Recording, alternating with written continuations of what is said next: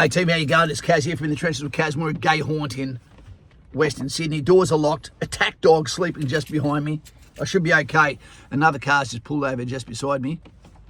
You know, my spider sensors are up. Why is he here during a day where it's pissing down rain beside a public toilet? I'm here so I can get left alone. I don't think that's what he's here for. He's here for a good Navy rogering, I believe. But team, that's not what we're here for today. We're going to discuss with you career. Military career, the obvious and logical steps that you can do. Now, you've got to ask yourself a few questions. I need to slow down a little bit, break. McDonald's coffee. You know, if you're not a fan of McDonald's coffee, the consistently average cup that a large means absolutely large, doesn't burn your hand and comes in at $5.45, then you don't know what it's like to be cold. Any tradie would love it. Any builder would love it. Any soldier would love it. But team, away from coffee and the Madagascan butt beans, your career, how old are you? Do you have the longevity of your career? What are you joining for? Is it a calling? If it's a calling, then it makes sense that the calling is to go for infantry, cavalry, armoured corps, or artillery or engineers. Maybe even RAMI. Because outside that, you know, there is careers and roles within the military, but do they have a calling? Do they have a passion to be a storeman? Do you have a passion to be a cook? Maybe you do. We need all the components just like an engine does, unless it's electric. But when you go to join the military, you need to ask yourself, if it's a calling, what could shake you away from that calling? A girlfriend? That'd be a mistake. What about a homesickness, right? Grow up. When you join the military, assume that you'll never be at home again other than for a holiday, you know, because you're going to go outside the nest and you're going to be living, you know, initially in the barracks, you know, and then you're going to be living, you know, with rental assistance, maybe even buying yourself a house, etc., setting yourself up.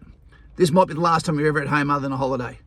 So when you go in there, what would make you leave the military? Would it be the contract hasn't met what you wanted from it, the psychological contract, but you're going to get that at any role within any tasking outside STEM, university, which is going to take 12 years training, etc.? Who are you competing with? Do you want to be a tradie, you know, be wet, cold, you know, underpaid at times? You know, your back is going to get smoked just as bad, hardest working people in Australia. So ask yourself, how old are you? How long are you going in for? What are you going to join for?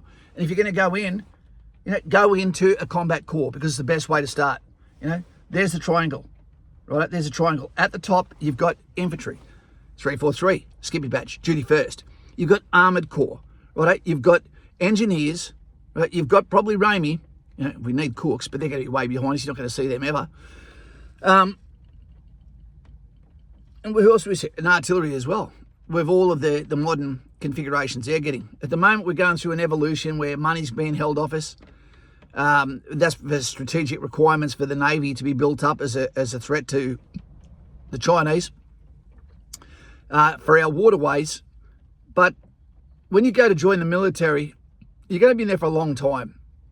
And when you go and join up, it is important to go to combat corps because later if you decide to change corps, whatever you learn in a combat corps is also an amazing asset to the other corps that takes you on afterwards.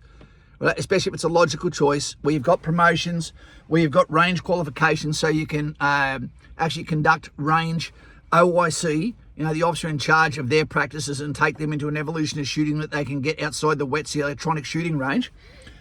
There's a lot you can offer. It's not a reason to get out of the military just because, you know, you've done 10 years. Just because your back is getting sore, you can change course. You can do that. You can get extra study, tertiary study, university study, languages. You can upskill like you're in some sort of weird World of Warcraft game where you change class identities, etc. But almost everything that you learn is transferable to the new corps as well. Now, don't get bitter with your chain of command. You don't leave a civilian job because you hate your boss. You understand that hating a boss is one of those things, but sometimes you don't know the angle that he's coming from either. One thing I would say is slow down. Slow down with your career. What do I mean by that? When you get through the School of Infantry, and I'll say this from an infantry lens at the stage because that's what I'm an expert in. When you get through Kapuka, where you're around all other corps, like all Olympians going to a village, and now all of a sudden you've completed there with the people you didn't have as much in common with other than the goal to serve the nation, or whatever narrative you've told yourself to get you through that door. Well, now you're going to get on a bus and you're going to go to the School of Infantry, Lone Pine Barracks, the home of the infantry soldier. When you get there and you do your 16 weeks training with all boxes, everyone is now taking each other's reputation, making reputations for themselves, getting nicknames earned, not chosen from yourself, and you're going to come out of there as a 343 rifleman with a skippy badge. When you get sent to your unit, you're going to go to a rifle company. When you go to a rifle company, you're going to be there for 1 year, okay, to fill out your blue book, to get all the qualifications that now make you private proficient. Once you're private proficient, that means that you can basically operate without supervision. Consider it like a 1.5 to 2 year apprenticeship, that you've done in infantry, in the skill of preparing for war. Seek out and close the enemy, to kill or capture him, to seize and hold ground, to repel attack by day or night, regardless of season, weather, or terrain. Don't expect anyone to understand your role that hasn't actually conducted your role.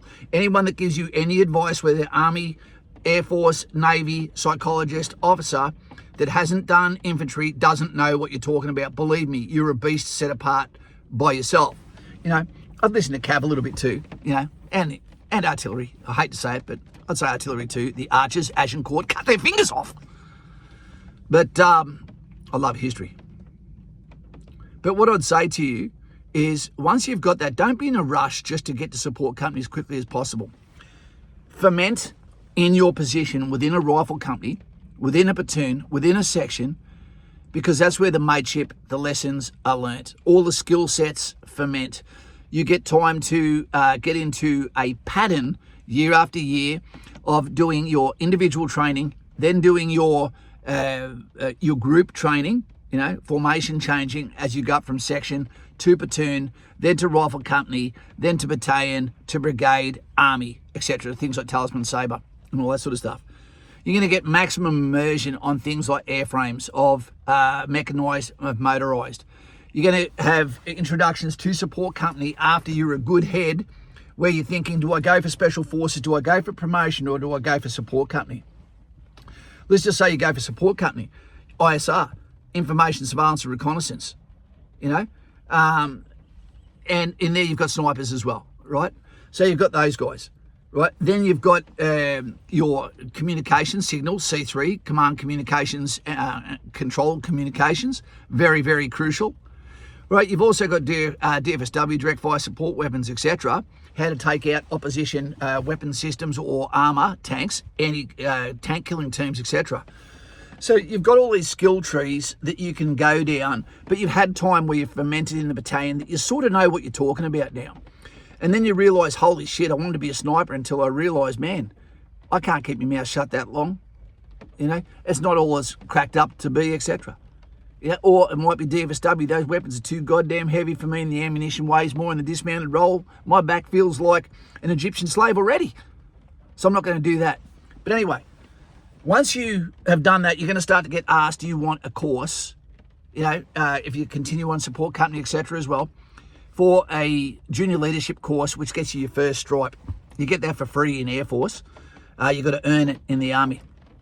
Now, once you get that, you're on the promotion conveyor belt. You can't get off it, because after you get that done, where it teaches you how to lead a patrol, how to be an instructor, amongst other things, and give lessons, then what happens from there is you're now on that conveyor belt where within a year to 18 months, then you're going for your section commander's course, which means you've got to do all your tactics courses, which is very complex now, because instead of being a master of everything that we were in infantry, now there's mechanised, motorised, dismounted, 2RAR, amphibious, etc. We don't have enough soldiers to have this many different roles. We don't. But we're trying to be the master of everything and specialise, which is the one thing that used to make us better than the US, was we could do everything. Now, we're going to have people pedigreed, and that's a mistake, I believe.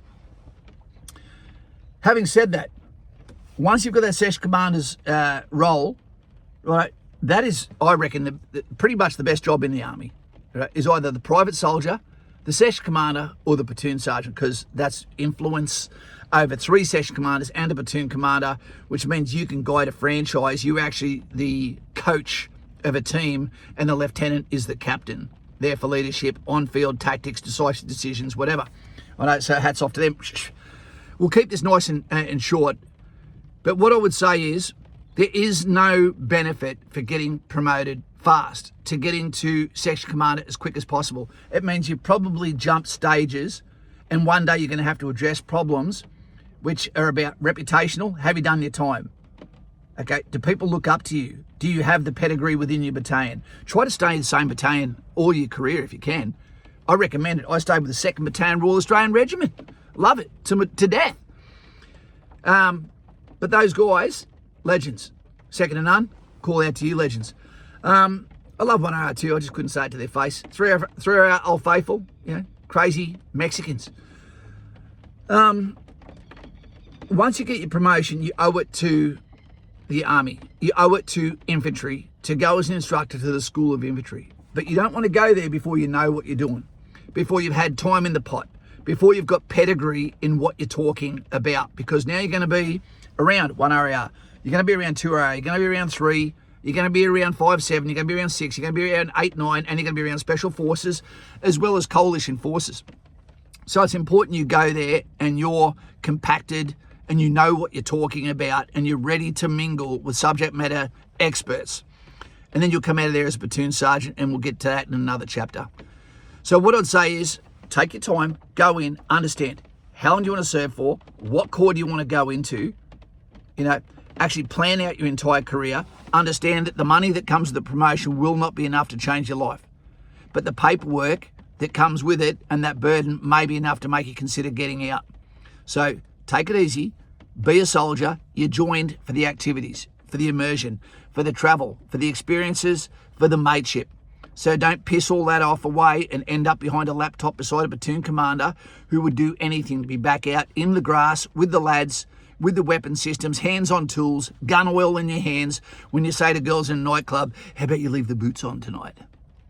Guys and gals, let us know in comments what you need more from this. This is slow down, but do it right.